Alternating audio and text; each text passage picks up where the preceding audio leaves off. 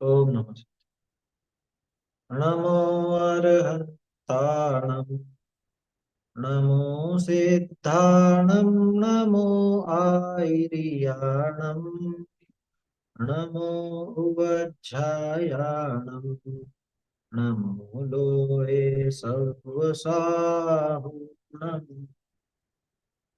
समय सार जिन देव हैं जिन प्रवचन जिन वाणी नियम सार निर्ग्रंथ गुरु करें कर्म की हानि।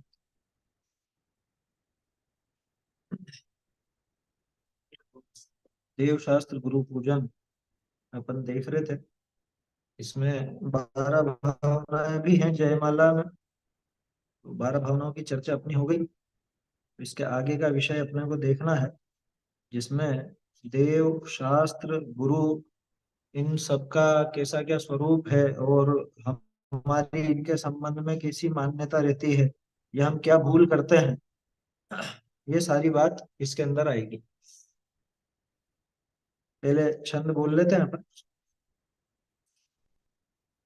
केवल रवि किरणों से जिसका संपूर्ण प्रकाशित है अंतर, उस श्री जिन वाणी में होता तत्वों का सुंदरतम दर्शन।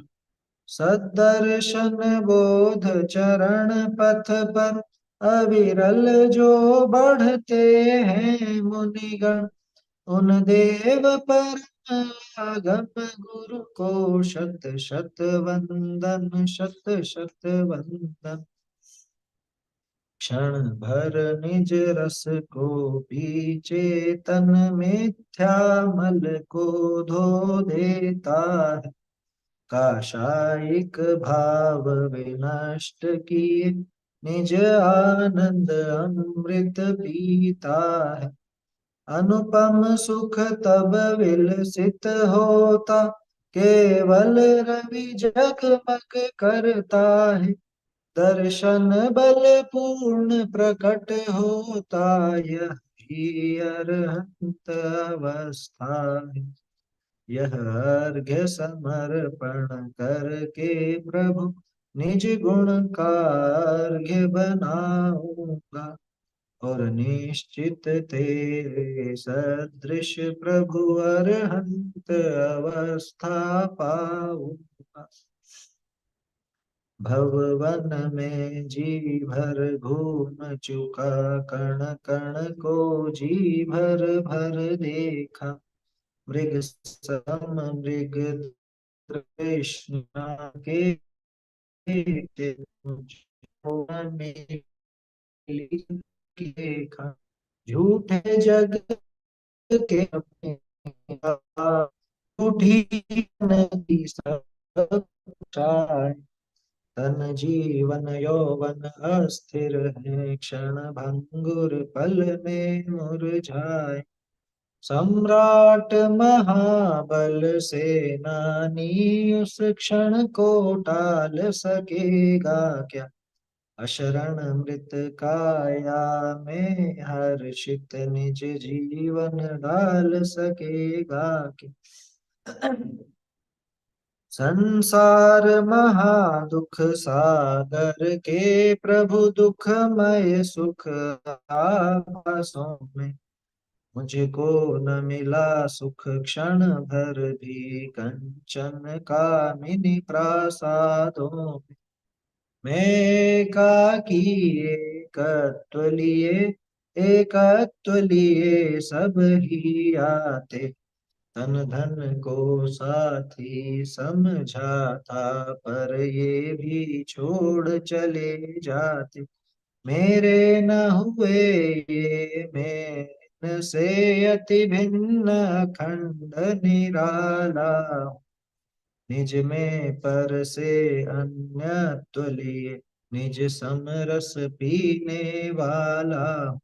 जिसके श्रृंगारों में मेरा यह महंगा जीवन घुल जाता।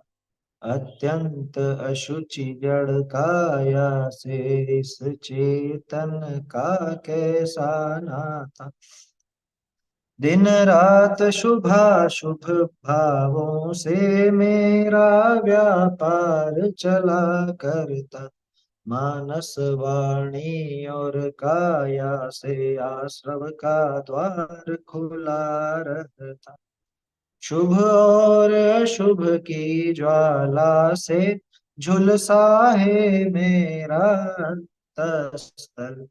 शीतल समकित किरणें फूटे समुद्र जागे अंतर्बल। फिर तप की शोधक वन्य जगे कर्मों की कड़ियां टूट पड़े। सर्वांग निजात्म प्रदेशों से अमृत के निर्झर फूट पड़े। हम छोड़ चले यह लोक तभी लोकांत विराजे क्षण में जा। निज लोक हमारा वासा हो, शोकांत बने फिर हमको क्या। जागे मम दुर्लभ बोधि प्रभो, नय तुम सत्वर टल जावे। बस ज्ञाता दृष्टा रह जाऊं, मद मत्सर मोह विनश जान। चिर रक्षक धर्म हमारा हो, धर्म हमारा चिर साथी। जग में न हमारा कोई था, हम भी न रहे जग के साथी। जग में न हमारा कोई था, हम भी न रहे जग के साथी। चलिए आगे अपन देव और शास्त्र, इन दोनों के जो छंद है वहां तक बोलते हैं, क्योंकि उन पर चर्चा करनी है अपने। चरणों में आया वर शीतलता मुझको मिल जावे। मुरझाई ज्ञान लता मेरी, निज अंतर बल से खिल जाए। सोचा करता हूँ भोगों से बुझ जाएगी इच्छा ज्वाला। परिणाम निकलता है लेकिन मानो पावक में घी डाला।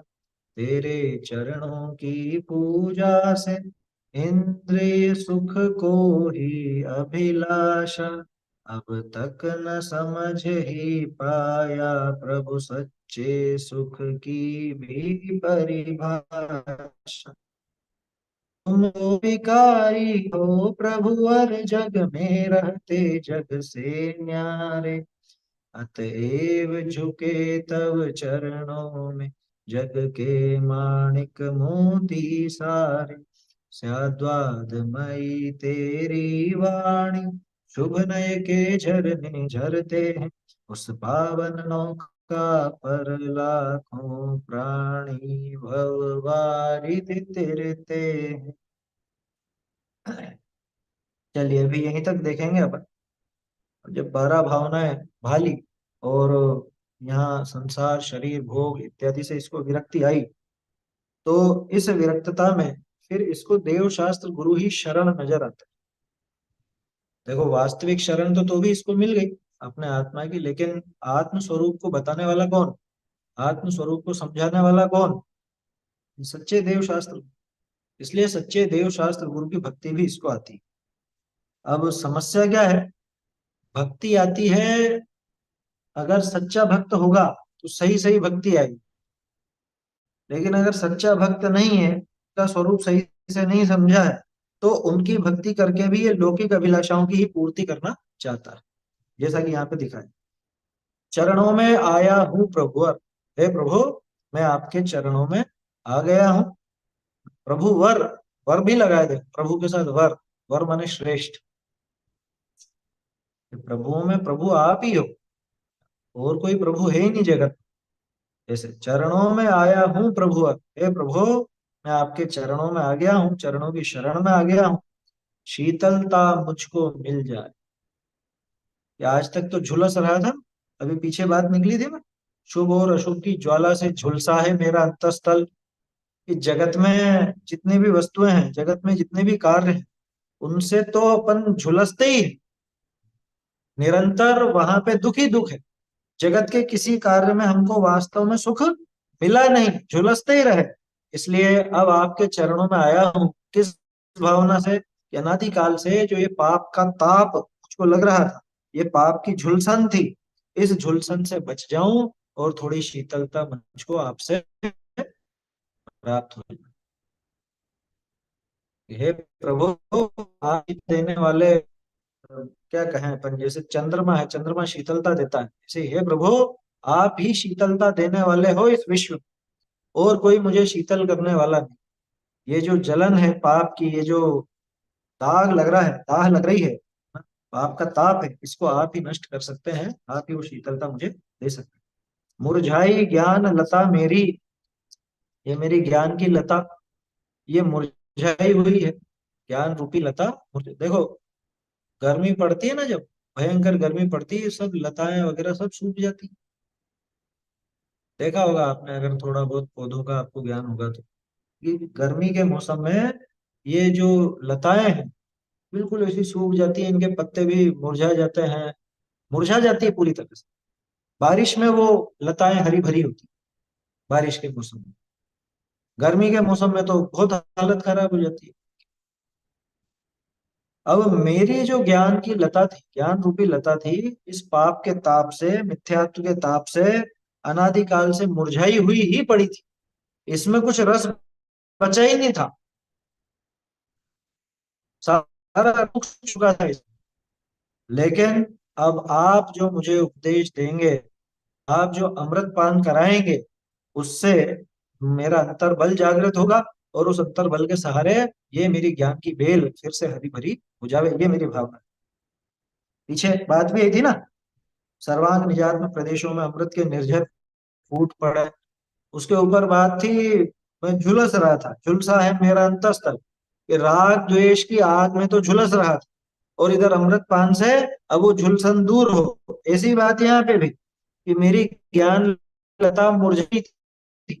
क्यों? क्योंकि आज तक ज्ञान का मैंने सदुपयोग किया नहीं था, उस ज्ञान को मैंने व्यर्थ की चीजों में लगाया, व्यर्थ की बातों में लगाया। तो इसलिए वो जो ज्ञान लता मुरझाई हुई थी, वो उस अंतर बल से खिल जावे। कौन से अंतर बल से? कि जो आपको देख करके मुझे मिला है। क्योंकि जिनेंद्र भगवान को देख करके अपना स्वरूप नजर आता है ना, जिन दर्शन कर निज दर्शन पा, वो वाली बात है। तो जिनेंद्र भगवान को देखकर अपना स्वरूप समझ में आता है, अंतर बल जागृत होता है। कैसे होता है? कि जैसे कोई शेर, अब वो बचपन में ही गधों के साथ में लग गया, गधों के साथ या भेड़ों के साथ, उन्हीं के साथ उठता बैठता, वैसे ही रहता, है, वैसे ही डरता उनकी तरह ही। तो उसकी स्थिति कैसी हो गई कि शेर होने पर भी वो अपना शेरपना, अपना सिंहपना, उसको उसको भाषित नहीं था, इस वजह से दुखी हो रहा था। अब एक दिन पहाड़ के ऊपर एक दूसरा शेर, वो गरजा, और सब मेमने डर के भागने लगे। ये भी भागने लगा, लेकिन इसने देखा कि ये तो मेरे जैसा नजर आता, ये जो दहाड़ रहा है, ये जो गरज रहा है, ये तो बिल्कुल मेरे जैसा है, और ये जिनके साथ में रहता हूँ इनमें से एक भी मेरे जैसा नहीं। तो उसको अपना स्वरूप ख्याल में आया, उसे देखकर आया समझ में। ऐसे ही यहाँ पे भगवान की दिव्य ध्वनि, भगवान भी गरजे, 5,000 धनुष ऊपर से, क्या, वहां से वो दिव्य ध्वनि घिरी, और उनकी ये दिव्य देशना सुन के, दिव्य गर्जना सुन करके मुझे अपना स्वरूप ख्याल में, भव्य जीव ऐसा काम कर लेते। तो वो शेर का अंतर्बल जागृत हो जाता है उस दूसरे शेर को देखकर और उसकी बात, उसकी आवाज सुन। ठीक ऐसे ही हे जिनेन्द्र भगवान, आपका स्वरूप देख करके और आपकी ये दिव्य देशना पा करके मेरा भी अंतर्बल खिल जाता है, और उस अंतर्बल के सहारे मेरी ये जो ज्ञान लता मुरझाई हुई थी, अनादिकाल से जो इसका दुरुपयोग हो रहा था, और मैं व्यर्थ में दुखी हो रहा था, वो सारा का सारा दुरुपयोग भी दूर होता है, और मेरा दुख भी दूर हो जाता है। आया समझ में? तो हे प्रभु, मैं आपके चरणों में आया हूँ, क्या लेने आया हूँ लेकिन, आपके चरणों में मैं कुछ और लेने नहीं आया। अब मूर्ख व्यक्ति होता है ना, वो वहां जाके पता नहीं जाने क्या क्या चीजें मांग, वो तो सांसारिक इच्छाएं वही उसको चलती है कि मेरे मुझे घर मिल जाए, मुझे मकान मिल जाए, रुपया पैसा मिल जाए, हैं, नौकरी लग जाए, शादी ब्याह हो जाए, बच्चे बच्ची हो जाए, बच्चे बच्चियों की शादियां हो जाए, यही मांगा करते हैं ज्यादातर लोग। छोटे बच्चे हैं तो कि परीक्षा में पास हो जाए, क्या आया समझ। तो वो सांसारिक जो वांछा है, सांसारिक इच्छाएं हैं, वो अपनी यहाँ पे पूरी करना चाहते हैं। जबकि वो यहाँ पे आके अनंत सुखी हो सकते, उनको अनंत सुख की प्राप्ति उससे हो सकती थी, मूर्खता में गंवा देते हैं। तो हे प्रभु, ये आपके चरणों में आया हूं, तो आज तक का ये जो दुख का ताप है, ताप बोलो दुख बोलो एक ही बात है, ये दुख का ताप अनादिकाल से जो चला आ रहा था, ये ताप दूर होकर के शीतलता की प्राप्ति हो, और आपके स्वरूप को समझकर ये जो मेरा अंतरंग बल जागृत होगा या जागृत हुआ है, इसके सहारे मेरी वो ज्ञान लता फिर से हरी भरी आया समझ। तो मुरझाई ज्ञान लता मेरी निज अंतर बल से खिल जा। देखो यहाँ पे भी एक गजब की बात है, वो ये नहीं कह रहा है ज्ञानी भक्त कि मेरी ज्ञान लता मुरझाएगी आप इसको संभालो। क्या कह रहा है वो? निज अंतर बल से खिल जा। मेरा अंतरंग बल ही, मैं आपसे नहीं कह रहा हूँ प्रभु कि आप मेरी उस ज्ञान लता को खिला देना, वो मैं ही खिलाऊंगा। लेकिन वो स्वरूप आप बताते हो और उसके सहारे मैं चाहता हूं कि मेरा अंतर्बल जागृत हो, जिससे मैं स्वयं अपने इस ज्ञान लता का सिंचन करके और इसको हरी भरी कर सकूं। अब देखो कैसी गलतियां रही भगवान के सामने अकेली। सोचा करता हूं भोगों से, बुझ जाएगी इच्छा ज्वाला। कि हे प्रभु, आज तक तो क्या हुआ था कि मैं यही सोचता रहा कि भोग भोगने से शायद ये इच्छा की ज्वाला, इच्छा की जलन, इच्छा को भी दाह कहा जाता है। तृष्णा दाह, तृष्णा की दाह होती, दाह माने ज्वाला, जलन। तो ये जो इच्छा है, इस इच्छा की ज्वाला को बुझाने के लिए मैंने तरह तरह के भोग भोगे। वो आता है ना उसमें, असहंता तम दुखम, है, रमंती विषयेषु रम्येषु, ऐसी गाथा है प्रवचन सार जी। तो देव लोग विषय भोगों में क्यों लगते हैं? क्योंकि उनको वो इच्छा का दुख, आकुलता का दुख सहन नहीं, वो आकुलता के दुख को नहीं सहन कर पाने के कारण इन रमणीय विषयों में, रमणीय तो ये अपनी भाषा में कहा जा रहा है, रमणीय विषयों में रमते, इनमें लगते। आया समझ में? तो आज तक मैंने क्या सोचा था कि ये वाला भोग मिल जाए सुखी हो जाऊंगा। पहले पैदल चलता था तो क्या सोचता था, एक साइकिल मिल जाए तो उससे सुखी हो जाऊंगा। साइकिल मिल गई तो मोटरसाइकिल मिल जाए तो सुखी हो जाऊंगा। मोटरसाइकिल मिल गई तो कह रहे कार होनी चाहिए। ये इच्छा रुकी कहाँ बताओ? इसके पहले भी अपन देख चुके हैं, अब तक अगणित जड़ द्रव्यों से प्रभु भूख न मेरी शांत हुई। वही बात यहाँ पे भी, वहां थोड़े अलग एंगल से, यहाँ थोड़े अलग एंगल से बात होगी वही। सोचा करता हूँ भोगों से, बुझ जाएगी इच्छा ज्वाला। ने ये जो परिग्रह जितना भी इकट्ठा किया है, ये किस लिए किया है?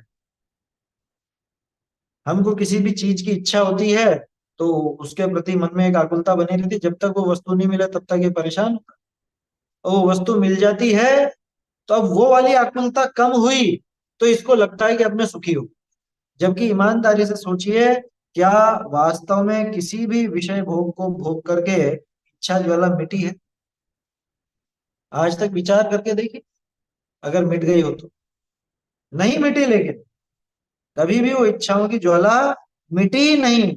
एक इच्छा पूरी होती नहीं, उसके पहले ये दूसरी इच्छा खड़ी हो जाती, दूसरी इच्छा इसको होने लगती है स्वयं में। भोजन कर ले वे तो फिर बाद में कुछ मुखवास, है ना, सौंफ इलायची वगैरह उसकी इच्छा, वो कर ले वे तो उसके बाद अब थोड़ी गहल आ रही है, अब सोएंगे, सोने की इच्छा, सो करके उठ गया कुछ और करने की इच्छा।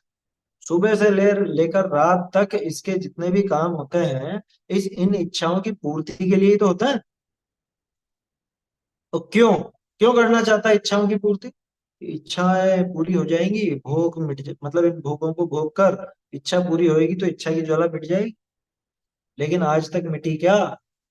कि नहीं मिटी। क्या परिणाम निकला उसका? परिणाम निकलता है लेकिन मानो पावक में घी डाल। पावक समझते हैं? पावक माने आग, अग्नि। तो जैसे आग में घी डाला जाए, आग में घी डालने से कभी आग बुझती नहीं है? कभी नहीं बुझती, बुझ ही नहीं सकती। आग में घी डाला तो आग बुझेगी नहीं, बल्कि और भड़क जाएगी। अब कोई बच्चा यूं सोचे कि ये भी तो ऐसा लिक्विड लिक्विड है, और आग बुझाने के लिए पानी डालते हैं, वो पानी भी लिक्विड है, ये भी लिक्विड है, डाल दे घी, डाल दे उसमें, पिघला हुआ घी, तो बुझेगी नहीं, वो उल्टा और भड़क जाएगी। अथवा कोई ऐसा सोचे कि हमने देखा था वो जल गए थे, उन्होंने घी लगाया था अपने हाथ पर, उन्होंने घी लगाया, जल जाते हैं तो ऐसे लगाते हैं ना, यार भाई वो तो चिकनाई के लिए लगाया जाता है ताकि उसको जलन नहीं हो, इसलिए लगाया। अब उसने क्या सोचा कि देखो दाह मिटाने के लिए घी लगाया, और आग से दाह होता है तो आग बुझाने के लिए घी डाल दे, ये और भड़क ही जाएगी, तो आग वहां पे और भड़केगी, समाप्त नहीं हो। तो ऐसी स्थिति अपनी रही। सोचा करता हूं भोगों से, बुझ जाएगी इच्छा ज्वाला, परिणाम निकलता है लेकिन मानो पावक में घी डाला। आत्मानुशासन का छंद देखते हैं ना अपन कई बार। आशा करता प्रति प्राणी यस्मिन विश्व मणुपम, तस्य कियदायाति वृथा वो विशेषता। जिसमें विश्व अणु सम लघु है, प्रति प्राणी का आशा गर्त, किसको कितना मिल सकता फिर विषयों की अभिलाषा। और इच्छा पूरी होती कहाँ है? आज तक का अपना रिकॉर्ड देख लो।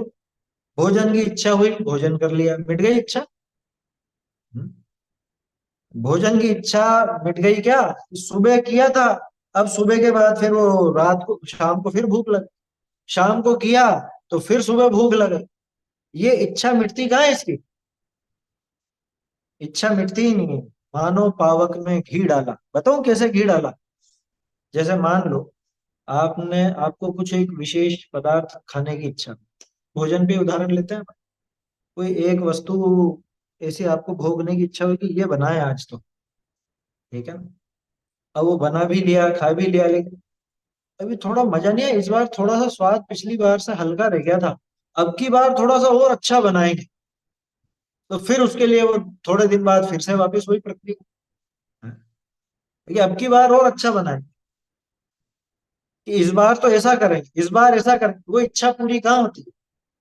देखना, दो तरह से ये इच्छा समाप्त नहीं होती। दो तरह से कैसे? एक तो उसी विषय में अगली बार और बढ़ चढ़ करके करने की इच्छा। दूसरा, उस विषय संबंधी इच्छा मंद भी हुई हो तो तत्काल दूसरे विषय संबंधी इच्छा। जैसे भोजन करने के बाद सोने की इच्छा, सोने के बाद उठ करके कुछ और करने की इच्छा। तो वहां विषय बदलता रहता है, इच्छा समाप्त नहीं होती। दूसरा, उस विषय के संबंध में भी अगली बार जब वो इच्छा आती है तो और बलवती होकर के आती है। क्या आया समझ? तो ऐसे दोनों तरह से, जैसे आग में घी डाला जाए, इस तरह से ये इच्छा बढ़ती ही रही, ये कभी पूरी हुई नहीं।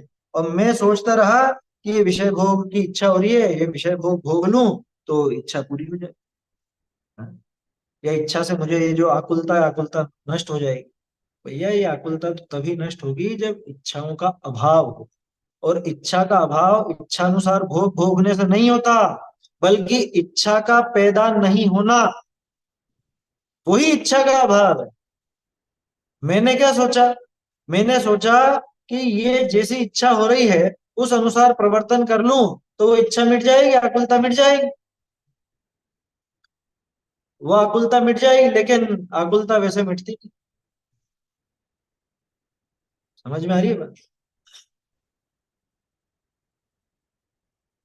देखो, तो सोचा करता हूं भोगों से, बुझ जाएगी इच्छा ज्वाला। समझ में आया? इच्छा ज्वाला को मैं मिटाना चाहता था भोग भोग कर, लेकिन उसका परिणाम तो हमेशा बढ़ चढ़ करके ही, उसका परिणाम ये निकला कि अगली बार वो इच्छा और बढ़ करके हुई, अथवा कुछ और विषय के संबंध में हो। बदलते रहते हैं ना अपन अपना रूप। जैसे मान लो पहले अपन कुछ अभक्ष भोजन करते थे, अभक्ष में जैसे मान लो बाजार के ब्रेड बिस्किट खाते थे। अब ये समझ में आ गया कि भैया बाजार का तो कुछ भी खाने लायक नहीं, तो अब एक काम करो, इच्छा तो हो रही है, घर पे बना लो। इच्छा मिटी कहाँ, और घर पे भी बना ले हुए। तो इस बार अच्छा नहीं बना, अगली बार और ढंग से बनाएंगे, अगली बार ये वाला भी बनाएंगे। या ये अच्छा बन गया तो अगली बार और दूसरी चीज भी बना करके देखेंगे। ये रुकेगी कहाँ, ये चेन कहाँ रुकेगी जाए। उदाहरण समझ में आया? ये मतलब उस विषय के संबंध में रुकता नहीं है ये, थमता नहीं है। ये है 99 का फेर। 99 की पोटली मिल गई ना, अब ये 100 कैसे हो, उसमें लगा रहे। फिर 100 का 200 कैसे हो, 300 कैसे हो, 1000 कैसे हो, 1000 का लाख कैसे हो, ये इसमें लगा। उसमें कुछ ना कुछ बदल बदल के करना चाहता। अच्छा एक चीज और है सोचने की, जब ये बदल बदल के करना चाहता है, बढ़ा के करना चाहता है, इसका मतलब क्या निकला? इसका मतलब पिछले कार्य में इसको तृप्ति नहीं हुई, यही अर्थ निकला ना। ये प्रयोग क्यों कर रहा है नए नए? नए नए प्रयोग करने का अर्थ है, बदल के कुछ करने का अर्थ ही ये है कि इसको उस कार्य में तृप्ति हुई नहीं थी, और ये मूर्ख जैसे उन विषय भोगों को भोग करके उसमें तृप्ति समझता है। तो उसमें इसको लगता है कि हाँ इसमें मुझे आनंद मिल रहा है, इसमें मेरी ये जो इच्छा की ज्वाला ये नष्ट हो जाएगी। होती नहीं है वो। तो क्या उपाय है भैया? इच्छाओं को मिटाने का उपाय भेद ज्ञान। ये क्या बात है, इच्छाओं को मिटाने का उपाय भेद ज्ञान? हाँ, कि जब उन विषयों से अपनी भिन्नता भाषित होगी, तो अपने आप ही उन विषयों के प्रति होने वाली इच्छा सीमित हो जाएगी, खत्म हो जाएगी। अपनी भूमिका के हिसाब से सीमित कह रहा हूँ, मुनिराज के हिसाब से नष्ट कह रहा हूँ। वो भेद ज्ञान के बल से ही हुई ना। और मैंने क्या समझा था कि भोग भोग करके इच्छा पूरी हो, यानी ये इच्छा की जो ज्वाला है, ये आकुलता है, ये भोगने से उस वस्तु को भोगने से मेरी इच्छा दूर हो जाएगी। वस्तु को भोगने से इच्छा दूर नहीं होती, वो तो और भोगूं और भोगूं और भोगूं ये होता। देखो आत्मानुशासन में एक और बात आई, ये जो पूरा विश्व बचा हुआ है ना, ये इसलिए बचा हुआ है क्योंकि इसकी अपने इच्छा अनुसार भोगने की सामर्थ्य नहीं है। इस जीव की सामर्थ्य नहीं है इतनी। इच्छा तो इसकी इतनी है कि सारा ही विश्व में भोग लूं, सारे विश्व को मैं भोग, इच्छा तो इसकी ऐसी, लेकिन इसकी सामर्थ्य नहीं। जैसे बच्चे की इच्छा हो ना कि सारी मिठाई मैं ही खा लूं, कोई पसंद की मिठाई बनी हो तो कि सारी की सारी मैं ही खा जाऊं, लेकिन खा कितनी सकता है? 2 पीस, 3 पीस, 4 पीस, उसके बाद क्या होगा? अब नहीं, बस पेट भर गया। कि तू तो कह रहा था सारी खा लूं, कि खा तो लूं लेकिन है, अब जगह नहीं बची। तो ये स्थिति, इच्छा कभी भी उस विषय को भोगने से मिटती नहीं। सोचा करता हूँ भोगों से बुझ जाएगी इच्छा ज्वाला, परिणाम निकलता है लेकिन मानो पावक में घी डाल। हे प्रभु, उसका परिणाम मेरे अनुकूल नहीं निकला, बल्कि प्रतिकूल ही निकला। अनुकूल प्रतिकूल का अर्थ समझना यार, कि मैं सोचता था कि विषय भोग भोगने से इच्छा मिट जाएगी, लेकिन ये तो और ज्यादा भड़की भड़कती रही। और तो और जब आपके पास आया, तब भी मैंने क्या किया? भाई जगत में तो वो सारा काम कर ही रहा था, लेकिन आपके पास आकर के भी तेरे चरणों की पूजा से इंद्रिय सुख को ही अभिलाष। ये यहाँ गलत छपा है, की गलत छपा है। इंद्रिय सुख को ही अभिलाषा, यानी इंद्रिय सुख को ही चाहा। यहाँ पे अभिलाषा मतलब क्रिया के रूप में, ये संज्ञा नहीं है, ये क्रिया है। मतलब ये भाव नहीं है, ये क्रिया है, तो समझना। वो सोचते होंगे कि इंद्रिय सुख को ही अभिलाषा क्या होता है, इंद्रिय सुख की ही अभिलाषा जमेगा, तो की लगा दोगे तो आगे फिर कुछ ना कुछ और शब्द चाहिए। इंद्रिय सुख की ही अभिलाषा करी, ऐसा कुछ बनता, लेकिन वो नहीं है बात। तेरे चरणों की पूजा से, हे प्रभु, आपके चरणों की पूजा से मैंने इंद्रिय सुख को ही अभिलाषा, इंद्रिय सुख को ही चाहा। आया समझ में? तो इच्छा क्या? इंद्रिय सुख की ही अभिलाषा के बाद क्या? तेरे चरणों की पूजा से मैंने आपकी मतलब आपकी पूजा करके भी आपके मार्फत मैंने इंद्रिय सुखों को ही चाहा। आया समझ में? इंद्रिय सुख को ही अभिलाषा, ये लोगों को एकाएक समझ में नहीं आता, क्योंकि साहित्यिक प्रयोग है, नहीं है, वो है। बाबूजी की जो पुस्तकें हैं पुरानी, उनमें भी को ही है, पुरानी पुस्तकों में भी को मिलता है। तेरे चरणों की पूजा से इंद्रिय सुख को ही अभिलाषा, यानी इंद्रिय सुख की अभिलाषा ही करता रहा, इंद्रिय सुख को ही चाहा, ऐसा। ठीक है ना, तो को है वो, को का अर्थ समझ में आया ना। नहीं चाहते हैं अपन भगवान की पूजा करके ऐसे ऐसे भाव करते हैं ना वहां पे। अब सभी जानते हैं, ज्यादा क्या उसका विस्तार है। हमारा घर बार अच्छा रहे, हमारा परिवार अच्छा रहे, दुकान धंधा अच्छा चलता रहे, सब स्वस्थ रहे हमारे घर में, है, और मुझे किसी चीज की कमी ना हो, है, शादी ब्याह हो जाए, व्यापार धंधा अच्छा चले, ये सारी भावनाएं, ये क्या है, ये सब इंद्रिय सुख है। सारी की सारी भावनाएं इंद्रिय सुख, क्योंकि हम वहां पे मान लो जो भी जीव वहां पे ऐसा मांगता है, तो वो और क्या मांगता है तो। सम्यक दर्शन ज्ञान चारित्र तो मांगा नहीं कभी, और फिर ऊपर से रिश्वत देने की और कोशिश करता है कि भगवान चांदी का छत्र चढ़ा दूंगा, चांदी सोने का छत्र चढ़ा दूंगा, ये सिंहासन चढ़ा दूंगा, ये काम पूरा हो गया तो ऐसा कर दूंगा वैसा कर दूंगा। ये पेशकश भी तो करता है ना भगवान के सामने, जैसे अन्य मत में करते हैं वैसे यहाँ करने लग गया है। हे प्रभु, तेरे चरणों की पूजा से इंद्रिय सुख को ही अभिलाषा, इंद्रिय सुख को ही चाहा, उसी की चाहना की, बारंबार उसी की अभिलाषा रखी आपके सामने। और बताऊं, वो तरह तरह के जो अपन ने मान लिए, कैसे मान लिए कि शांतिनाथ जी तो शांति दे देंगे, हैं? और मुनि सूरज जी क्या करेंगे, वो शनि का दोष दूर कर देंगे, है ना, वही है, शनि का दोष दूर करने वाले मुनि सूरज जी, मंगल का बना रखे हैं लोगों ने, जाने क्या कहा, अपने को तो ज्यादा मालूम नहीं। ये सब क्या है, ये भी तो इंद्रिय सुख को ही अभिलाषा ना इसमें, क्या किया है इसने ये, इंद्रिय सुख की तो चाह है इसमें, और क्या है। अगर मैं, मेरा कोई ऐसा वो काल सर्प दोष और शनि का दोष और मंगल का दोष और ये दूर कराना भी चाहता हूं, तो ये वास्तव में क्या है, विचार करके देखो। इन इंद्रियों का सुख क्या है इसमें, कि इंद्रियों का ही सुख है, क्योंकि ये शारीरिक रूप से सही बना रहना चाहता है, तो इंद्रियां ही तो है, और क्या है शरीर में, इंद्रियों का ही सुख है। भाई जो भी सांसारिक चाह है वो सारा का सारा इंद्रिय सुख, क्यों, क्योंकि इस संसार संबंधी जो भी विषय भोग दिखते हैं वो सब इंद्रिय जन्य हैं, और इंद्रियों से ही भोगे जाते हैं, इसलिए वो सब इंद्रिय सुख कहलाते हैं। और भगवान के पास कौन सा सुख है, भगवान के पास अतीन्द्रिय सुख, वहां तो इंद्रियों का कोई प्रयोग ही नहीं, न वो इंद्रियों के माध्यम से जानते हैं, न इंद्रियों के माध्यम से सुख भोगते हैं, उनके पास है भी अतीन्द्रिय सुख। तो कितनी बड़ी मूर्खता है कि जिनके पास इंद्रिय सुख नहीं है, जो खुद अतीन्द्रिय सुख भोगते हैं, उनके पास जाकर, उनके सामने जाके हम इंद्रिय सुखों की वांछा करें, हम इंद्रियों के सुख मांगे, ये भगवान मेरी कमर सही हो जाए, मेरा सिर दर्द सही हो जाए, मेरे ये बीमारी दूर हो जाए, ये सब क्या है बताओ, ये भी इंद्रिय सुख ही है। भाई हम जो सांसारिक दुख दूर करना चाहते हैं, सांसारिक दुख समझ लो, वो सांसारिक विषय भोग की तरह ही, अ, जैसे सांसारिक प्रतिकूलता, उन सांसारिक प्रतिकूलताओं को दूर करना चाहते हैं, वो भी इंद्रिय सुख की श्रेणी में ही जाएगा, क्योंकि इसने सम्यक दर्शन, सम्यक ज्ञान, सम्यक चारित्र की वांछा तो करी नहीं, इसने वो चीज तो मांगी नहीं।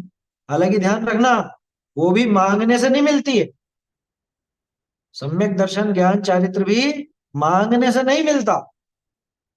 भगवान तो उसका रास्ता जरूर बता देते हैं, रास्ता बता दिया उन्होंने अपने, वो शास्त्रों में उपलब्ध है, तो भगवान उसका भी रास्ता बताते हैं। वो तो अतीन्द्रिय सुख जो उनके पास है, उस अतीन्द्रिय सुख को भी वो देते नहीं है, सिर्फ उसका रास्ता बताते हैं। तो इंद्रिय सुख का तो कुछ भी नहीं करने वाले, क्योंकि इंद्रिय सुख तो है भी नहीं उनके पास। उनका जवाब यही होगा कि भाई मेरे पास नहीं है ये चीजें जो तुम मांगना चाहते, और होती तो भी दे नहीं सकता था, क्योंकि एक द्रव्य दूसरे द्रव्य को कुछ देता नहीं है, कुछ करता धरता नहीं है, इसलिए वस्तु व्यवस्था के खिलाफ बात है। तुम मुझसे मांगो और मैं तुमको दे दूं, ये वस्तु व्यवस्था नहीं है, ना इंद्रिय ना अतीन्द्रिय, कोई वस्तु नहीं दे सकते।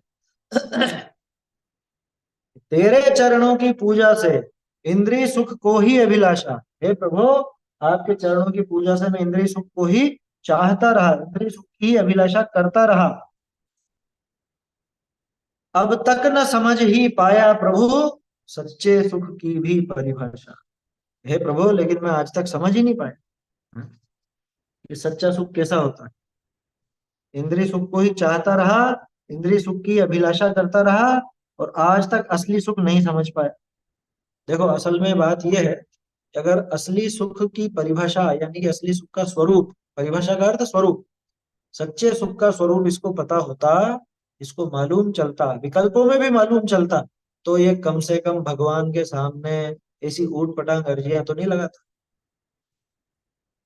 ये ऐसी वांछाएं तो नहीं रखता भगवान के सामने। इसको सही स्वरूप ख्याल ही नहीं था सुख का। सुख का सही स्वरूप मालूम चल जाता तो भगवान से ये इंद्रिय सुख तो नहीं मांग। सम्यक दर्शन ज्ञान चारित्र भले मांग लेता, पर इंद्रिय सुख नहीं मांग।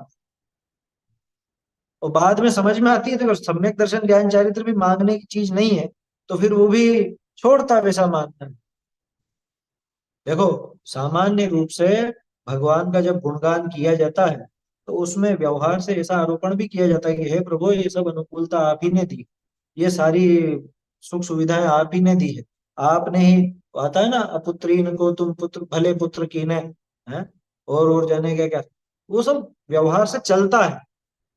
देखो, ये पूजा इसलिए भी विशेष है क्योंकि यहाँ पे वास्तविक चीजें आ गई सामने, वास्तविक बात यहाँ पे आ गई। ज्यादातर पुरानी पूजाओं में आपको यही मिलेगा, वहां पे कुछ मांग रहे हैं और भगवान आपने दिया है, और ऐसा किया है वैसा किया है, द्रौपदी को चीर बढ़ायो, है, सीता प्रति कमल रचायो, और चीजें भी बहुत है। तो भाई, भक्ति में वो सब चीजें चलती हैं, व्यवहार से वैसा कहा जाता है, लेकिन अज्ञानी जीवों के लिए वो भक्ति भारी पड़ जाती है, क्योंकि उसको वो हकीकत लगने लगती है, और फिर वो तरह तरह की वांछाएं करने लगती है। इसलिए बाबूजी ने इस पूजा में प्रयोग किया, जयमाला में वस्तु व्यवस्था भी डाली, और कैसा हमारे, मतलब भगवान के साथ हमारा व्यवहार कैसा होना चाहिए, ये बात भी इस जयमाला में समझ में आती। अब तक न समझ ही पाया प्रभु सच्चे सुख की भी परिभाषा। सच्चे सुख की परिभाषा में समझ नहीं पाया, सच्चा सुख कैसा होता है, इस बात को आज तक समझ ही नहीं पाया था। नहीं समझ पाया था, इसीलिए मांगता था आपसे। आया समझ में? एक तो हमको ये पता नहीं था कि इनमें सुख है या नहीं, हम तो सुख माने ही बैठे थे। दूसरा, ये भी पता नहीं था कि आप कुछ दे सकते हो या नहीं दे सकते। तो इसलिए, मतलब उस, न तो मुझे सुख का ज्ञान था, न आपके स्वरूप का ज्ञान था। इसलिए मैं उस इंद्रिय सुख को, इंद्रिय जन्य सुख जिसे कहा जाता है, उस सुख को आपसे मांगने की भूल करता था, अनादिकाल से करता था। ये भूल कब से चल रही है? अनादिकाल से अपन देखते हैं जीवों की प्रवृत्ति ऐसी रहती, मांगेंगे। अन्य मत में तो स्पष्ट मांगना है ही भगवान से, लेकिन ये जैन होकर के भी, जिनेन्द्र देव के सामने जाकर के भी ये पांच इंद्रिय के विषय भोग और सांसारिक वस्तुएं मांगता है, ये इसकी कितनी बड़ी भारी भूल।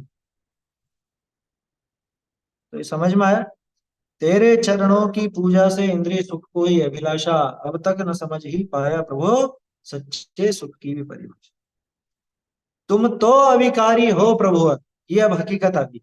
यह प्रभु, आज मुझको आपका स्वरूप समझ में आया कि आप तो बिल्कुल अविकारी हो, जग में रहते जग से न्यारे। आप इस जगत के बीच में रहते हुए भी जगत से न्यारे ही रहते, आपको कोई लेना देना नहीं किससे। जगत में जितनी भी उथल पुथल हो रही है, लोगों को अनुकूलता हो या प्रतिकूलता हो, आपको उनसे कुछ भी लेना देना नहीं। जगत के बीच में रहते हुए भी ऐसे न्यारे रह लेते हो। अरे, हमारे तो नग्न दिगंबर मुनिराज ही इतने विरक्त होते हैं कि कुछ भी होता हो पास में उनको फर्क ही नहीं पड़ता। स्वरूप ध्यान को बाहर की कुछ खबर नहीं, ऐसा है ना? रहस्यपूर्ण चिट्ठी में पढ़ा था ना अपन, स्वरूप ध्यानी को बाहर का कुछ पता नहीं चलता। तो हे प्रभु, आप तो इस जगत में रहते हुए भी जगत से न्यारे ही रहते हो, जगत की सारी वस्तुओं को जानते हुए भी उनसे न्यारे रहते हो। भगवान के ज्ञान में तो लोकालोक झलकता है, लोकालोक की सब चीजें झलकती है, और जो जो भी हो रहा है, अच्छे से अच्छा और बुरे से बुरा, सब चीजें उनके ज्ञान में आती, लेकिन वो कितना प्रभावित होते हैं? रंच मात्र भी प्रभावित नहीं होते, उनको फर्क ही नहीं पड़ता। इसलिए लिखा, हे प्रभु, आप तो अविकारी हो। विकार क्या है? विकार यही है जो यहाँ पे अविकारी पना दिखाया ना, जग में रहते जग से न्यारे। तो विकार की परिभाषा लगा लो, इस जगत में मिल जावे बिल्कुल, उससे ही प्रभावित होने लग जाए, ये विकार जो हमारी दशा है। ये जगत में रहता है और जगत में होने वाली जो भी उथल पुथल है, जो भी अनुकूलता या प्रतिकूलता है, जो भी बाहरी वस्तुएं हैं, संयोग है, उन सब में किसी में तो अच्छा मानने लगता है, किसी में बुरा मानने लगता है। उनसे प्रभावित होना, ये क्या कहें अपन, ये इसका दोष है जीव। और भगवान इसीलिए निर्दोष कहलाते हैं, क्योंकि उनके राग द्वेष, उनके प्रभावित होने का जो दोष है, ये उनके नहीं होता। तुम तो अविकारी हो प्रभु। अविकारी शब्द का अर्थ बहुत विस्तृत है। कौन सा विकार नहीं है भगवान का? कह रहे कोई भी विकार नहीं है। आप तेन उच्छिन्न दोषेन, उच्छिन्न दोष आया था ना, कि आप तो किसको कहा? जो उच्छिन्न दोष वाले, सारे दोषों का जिन्होंने नाश कर दिया। 18 दोषों की चर्चा अपन करते हैं कि 18 दोष जिनके नहीं है, ऐसे अविकारी हो प्रभु। हे प्रभु, आप तो अत्यंत अविकारी, निर्विकार, जिनके कोई किसी भी प्रकार का विकार शेष नहीं, न राग न द्वेष, मोह तो पहले ही नष्ट हो गया था। तो जितने भी विकार हैं जगत में, और वो सारे के सारे विकार, एक चीज ध्यान रखना, वो सारे के सारे विकार किसी न किसी पर द्रव्य के आधार से होते हैं। पर द्रव्य कराता है ये बात नहीं है, ध्यान रखना, होते पर द्रव्य के आधार से ही। जितने भी विकारी भाव हैं, वो नियम से किसी न किसी पर द्रव्य के आश्रय से हो। ये हो ही नहीं सकता कि बिना पर द्रव्य के आश्रय के इसके विकार हो। ये जीव जब जब अपने स्वरूप को भूलकर पर द्रव्य का आश्रय लेता है, उस समय इसके विकार पैदा होते हैं। नियम है ना ये तो, ऐसा तो नियम। जब जब भी ये ऐसा पर द्रव्य का आश्रय किया करता है, इसके विकारी भाव पैदा हो जाते। क्या कहा? तुम तो अविकारी हो प्रभु, और जग में रहते जग से न्यारे। अतएव झुके तव चरणों में, जग के माणिक मोती सारे। इसलिए देखो, एक वो कुंद कुंदाचार्य देव के लिए एक बात आती थी कि कुंद कुंदाचार्य देव जमीन से 4 अंगुल ऊपर चलते थे, ऐसा उल्लेख है। तो हम ऐसा समझते हैं कि वो अंतरंग और बहिरंग दोनों तरह से, वो बाहर की रज से, अंदर में वो राग द्वेष रूपी धूल, और बाहर में ये उद्गल की धूल, इनसे रहित अंतरंग और बहिरंग, वो रज से अस्पृष्ट रहित। ये तो बात थी कुंद कुंदाचार्य देव की, ठीक है ना, और ये तो कदाचित किंवदंती हो या कुछ भी हो, लेकिन भगवान तो वास्तव में ऐसे है। भगवान का शरीर भी किसी से स्पर्श नहीं करता, कोई विकार लगता नहीं उनके। वो जो सिंहासन होता है, 5,000 धनुष ऊपर तो वो समवसरण है ना, और उसके भी ऊपर फिर वो उनकी वो गंध कुटी, और उसके ऊपर सिंहासन, और सिंहासन पर भगवान विराजमान होते हैं, है ना? नहीं होते। सिंहासन से भी ऊपर, सिंहासन को छूते नहीं है, सिंहासन को छूते नहीं है वो तो अविकार, बाहर से, अंदर से, हर तरफ से अविकार।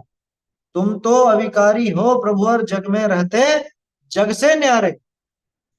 दोनों तरफ से लगा कि बाहर से देखो तो भी न्यारे हो आप, तो अंदर से देखो तो भी न्यारे,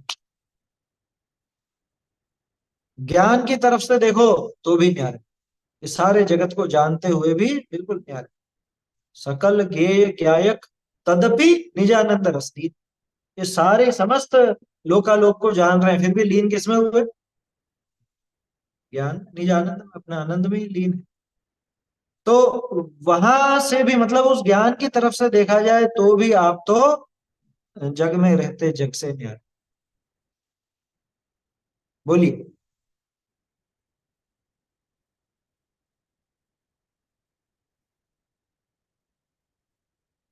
पंडित जी, गंध कुटीर और समोसरण मतलब अलग अलग कहलाता है क्या? एक ही है? देखो समूह शरण तो क्या है, समूह शरण बहुत विस्तृत होता है, बड़ा होता है। उसकी वो 8 पृथ्वियां होती हैं, है ना। उसके बाद फिर वो बीचों बीच, 8वीं पृथ्वी में बीचों बीच उनकी गंध कुटी होती है। जो सभा मंडप होता है ना, उस सभा मंडप के भी आगे, पूरे बीचों, समूह शरण के बिल्कुल बीच में गंध कुटी की रचना होती है। वहां अलग अलग पीठिकाएं, वेदिकाएं, वो सब चीजें होती हैं। उसके ऊपर फिर उनका सिंहासन। तो गंध कुटी उसका नाम है, समूह शरण के बीचों बीच होती है गंध। पूरे समूह शरण को गंध कुटी नहीं कहा जाता, है ना। एक ही गंध कुटी होती, एक ही होती है हाँ, गंध गंध कुटी तो कुटी। एक ही। हाँ, एक तीर्थंकर के वो एक ही रहती है। उसी मतलब वो जो बनावट होती वो है। केवली और अरिहंत की गंध कुटी अलग अलग कहलाती है क्या, कुछ ऐसा? केवली माने ही तो अरहंत होता है। तीर्थंकर के पूरा समूह शरण लगता है। और बाकी जो केवली होते हैं, तीर्थंकर नहीं होते हैं, उनकी अगर सभा लगती है तो गंध कुटी लगती है। मतलब उनके समूह शरण जैसी बड़ी व्यवस्था नहीं होती, यूं समझ लो। गंध कुटी की रचना पंडित तो जी वहां एक भी बार फिर से बताइए, तीर्थंकर और मतलब क्या अरिहंत का क्या? होती है। तीर्थंकर जो होंगे उनके तो पूरा समूह शरण रहता है ना। जी। उस समूह शरण के बीचों बीच गंध कुटी होती है। और जो दूसरे सामान्य केवली हैं, सातिशय केवली हैं, सातिशय केवली जो कि तीर्थंकर तो नहीं है लेकिन जिनका उपदेश होगा, तो उनके गंध कुटी की रचना होती है, पूरा समूह शरण नहीं। अच्छा अच्छा ठीक। खास चीज ये नहीं है। खास चीज तो यह है कि उस गंध कुटी में बैठते हुए भी, उसमें विराजते हुए भी, गंध कुटी से भी न्यारे हैं। तो तीन लोक के बीच में रहते हुए भी उस लोक अलोक सबसे न्यारे हैं। तीन लोक को जानते हुए भी, है, अपने ज्ञान को उस तीन लोक से न्यारा ही रखते हैं। आया समझ। सबको जानते हुए भी किसमें लीन हुए, कि पूरे विश्व में एक वस्तु नहीं दिखी उनको लीन होने जैसी, है, कि नहीं लगी। अपना आत्म स्वरूप, बस वही लीनता करने लायक। अपना जो ज्ञान और आनंद स्वभाव है, वही लीन होने लायक है। ऐसा है। बोलिए। पंडित जी, गंड गंध कुटी तो कहीं पे भी बन सकती है, मतलब जहां से उन्होंने केवल ज्ञान प्राप्त किया, ऐसे मतलब हाँ समूह शरण में नहीं, मतलब हाँ और जगह से उन्होंने केवल ज्ञान प्राप्त किया तो हाँ, वहां गंध कुटी बन जाएगी उनकी। बन जाती है ना। सातिशय हाँ केवलियों ये। की बनती है, ध्यान रखना। हाँ। देश होगा अंतःकृत केवली है तो उनकी नहीं बनेगी, समय नहीं है वहां पे। क्योंकि वहां तो अब सीधे अच्छा। मोक्ष जाने वाले हैं। तो ये साथ जिनका ही उपदेश, हाँ, तीर्थंकरों को छोड़ के और जिनका उपदेश वगैरह होता है, उनके वो बन जाती। खास बात यही ध्यान रखने की, कि वो सब बनावट होती भी हो तो भी भगवान तो उससे न्यारे ही रहते, सदा न्यारे। बाहर से न्यारे, अंदर से न्यारे, ज्ञान से भी न्यारे, जग में रहते जग से न्यारे। ऐसे भगवान का स्वरूप। अतएव झुके तब चरणों में, इसीलिए, अतएव हे प्रभु इसीलिए आपके चरणों में झुक गए। कौन? जग के माणिक मोती सारे। ये बाबूजी का बहुत विशिष्ट प्रयोग है। जग के माणिक मोती सारे, क्या समझते हो आप? कि आपके चरणों में सभी लोग मणि मोती ये सब चढ़ाते हैं, ऐसा? इतना मात्र नहीं है। मणि और मोती ये प्रतीक है किसके? मणियां प्रसिद्ध हैं चक्रवर्ती की, मोती प्रसिद्ध हैं इंद्र के। तो जग के माणिक मोती सारे, यानी जगत के जितने भी मणिधारी, ये जो चक्रवर्ती हैं, 9 निधि और 14 रत्नों के धारी चक्रवर्ती, ये भी आपके सामने झुकते हैं। और मोती, मोती प्रसिद्ध है इंद्र के। इंद्राणी के मोती की कीमत देखी थी ना अपन ने उस दिन। तो मोती इंद्र के प्रसिद्ध हैं। तो जितने भी जगत में सर्वश्रेष्ठ मोतियों के धारी इंद्र, वो भी आपके चरणों में। ऐसा ही प्रयोग सिद्ध पूजा में भी मिलेगा। मणि मुक्ता चरण को चूमते, वहां ऐसा प्रयोग है। मणि मुक्ता, मुक्ता माने मोती। तो वहां भी ऐसा ही है। और लोग इसका सामान्य अर्थ कर लेते हैं कि बड़े बड़े जो राजा महाराजा हैं वो आपके सामने मणियां और मोती भी चढ़ाते हैं। जगत के मणि मोती भी आपके सामने फेल है, आपके सामने चढ़ाते हैं। ऐसा ऐसा अर्थ कर लेते हैं। ये विशेष प्रयोग है बाबूजी। और मेरे मन से नहीं निकाला है अर्थ, बाबूजी ने सिद्ध पूजा के अर्थ में खुद ने बोला है। आया समझ। अतएव झुके तव चरणों में जग के माणिक मोती सारे। समझ में आई बात? ये जगत के जितने भी बड़े से बड़े चक्रवर्ती और बड़े से बड़े इंद्र, क्योंकि मनुष्यों में सबसे ऊंचा चक्रवर्ती, देवों में सबसे ऊंचा इंद्र, ये भी आपके सामने झुकते हैं। इसीलिए झुकते हैं क्योंकि वो तो इस संसार के बीच में रह करके और उलझ जाते हैं, वो न्यारापन नहीं आ पाता उनका। और आप इस जगत के बीच में और इस समोसरण आदि सारे वैभव के बीच में रह करके भी इस जगत से न्यारे रह लेते हो। समस्त जगत को जानते हुए भी आप उस जगत से खुद को न्यारा कर लेते हो, न्यारे रह लेते हो। इसलिए आपके सामने ये लोग झुकते हैं, क्योंकि ये इस न्यारेपन को पकड़ नहीं पाते। आई बात समझ में? अतएव झुके तव चरणों में जग के माणिक मोती सारे। ये जगत के सारे मणि और मोती ये आपके सामने झुक जाते हैं। ऐसा ये भगवान का स्वरूप है। देखिए आगे के जो छंद हैं इनको अपन कल देखेंगे। मेरे ख्याल से कल अपना ये पूरा हो जाना चाहिए, हो जाएगी शायद कल पूजा। गुरु का और वाणी का, मतलब जिन वाणी का, शास्त्र और गुरु, इन दोनों संबंधी जो छंद बचे हैं इनको अपन कल देखेंगे। तो भगवान की जब अपन पूजा करें, देव शास्त्र गुरु की ये पूजा करें, तो ये अर्थ अपने को ख्याल में आना चाहिए। ये अर्थ ख्याल में ना हो तो फिर वो पूजा करने का मजा नहीं आता, तो भाव नहीं बनेंगे वैसे। चलिए, बहुत सुंदर पूजा और जयमाला लिखी है बाबूजी ने, ये अपने को समझ करके करनी चाहिए। चैतन्य का स्मरण प्रतिक्षण ही करो रे, भव के अनंत दुख को क्षण में हरो रे, अक्षय निज सौख्य निधान पाओ, गाओ अरे नित उसी के गीत गाओ। चार्ज तो बदलनी थी अपने को, कोई बात नहीं, कल बदल लेंगे सर। सांची तो गंगा यह बीत राजवानी, अविच्छिन्न धारा निज धर्म की कहानी, जामे अति ही विमल अगाध ज्ञान पानी, जामे अति ही विमल अगाध ज्ञान पानी, जहाँ नहीं संशयादि पंख की निशानी, सांची तो गंगा यह रीत राघवानी, अविच्छिन्न धारा निज धर्म की कहानी, सप्तभंग जन तरंग उछलत सुखदानी, सप्तभंग जन तरंग उछलत सुखदानी, संत चित मराल वृंद रमे नित्य ज्ञानी, सांची तो गंगा यह पीत रात, अविच्छिन्न धारा निज धर्म